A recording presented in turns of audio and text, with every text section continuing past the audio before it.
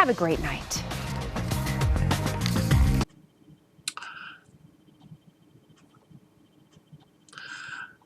Hi everyone, my name is Mike. This is my YouTube page, Mox News. Thanks very much for your continued support, for tuning in.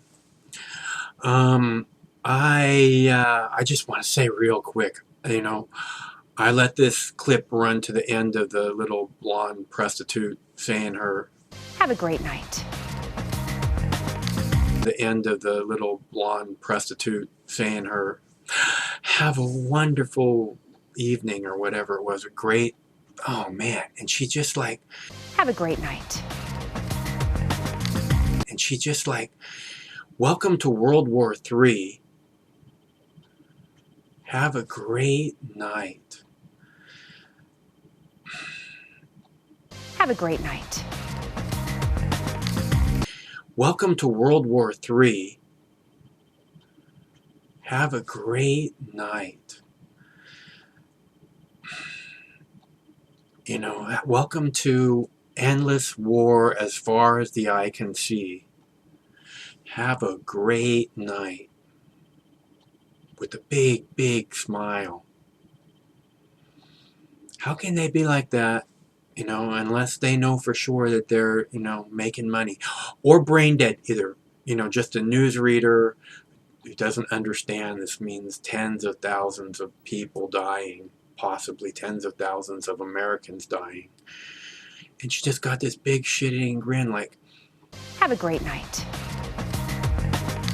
She just got this big shit-eating grin like she's gonna make so much money off of this. She's gonna get famous off of being, the one that reports news stories, the hottest blonde reporting news stories on. I got a smile for that one, right? It's just sick. It's just sick. And I just got to point it out. So thanks for tuning in again. Hope you're having a nice weekend, and I'll be back before too long. I have tons of stuff to say. I just having trouble getting in front of the camera and saying it. So I apologize for that. Hopefully I'll be back very soon.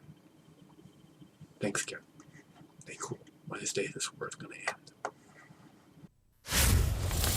In just 2 days, world leaders will convene in Paris for a climate conference. But it's the fight against ISIS and the chaos in Syria that will surely dominate any sideline conversations among major players.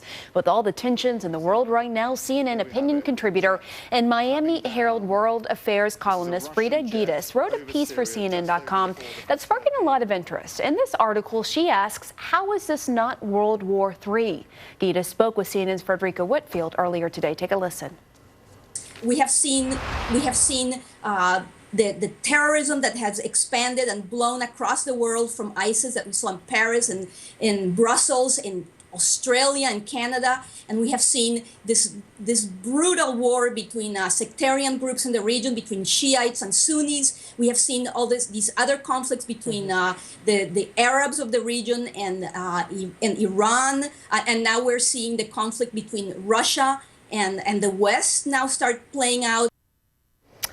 So for more on this, let's bring in CNN intelligence and security analyst Bob Baer and also CNN global affairs analyst and Daily Beast contributor Kimberly Dozier. Thanks for coming on, Bob. I'm going to start with you. I'm curious to know, do you agree with Gitas that there are signs of another world war here? Well, I think we're certainly heading that way. Turkey is not backing down in the shooting down of this Russian airplane. Neither is Putin. They've levied sanctions, important sanctions. I mean, this has gone a long way already. I mean, the last time a NATO member shot down a Soviet airplane was during the Korean War. We came close to a world war then. And you also have the fight between Saudi Arabia and Iran. It's through proxies. But could this turn into a hot war and some slow motion logic of war? I think absolutely. We're certainly getting closer there. What concerns me is no one has a political solution to head this off. That is frightening. Kimberly, what are your thoughts? Well, I think that there's a lot of symbolism here, that both Russia and Turkey are drawing lines to say this is an issue of sovereignty. But I think you would see Russia eventually back down if Turkey would issue an official apology. You had the Turkish president saying that he's saddened, that he regrets that it's happened, but he's still sticking by Turkey having a right to have shot down that jet, while Russia's sticking to the story of we never heard a warning and we never went into Turkish airspace. It's a lot of posturing ahead of the climate talks meeting. I think you're going to see another snub of the Turkish leader by the Russian leader. But I think down the line, Russia's also saying this is our first foray into the Middle East and we're making a mark here, and they're setting themselves up for negotiations in the future to be in a strong position. And Bob, on that note, what do you make of Turkey now saying it's open to dialogue with Russia, as Kim said, after shooting down that Russian warplane? And now Russia is not softening at all. In fact, it's only hardening its stance, now imposing these economic restrictions on Turkey.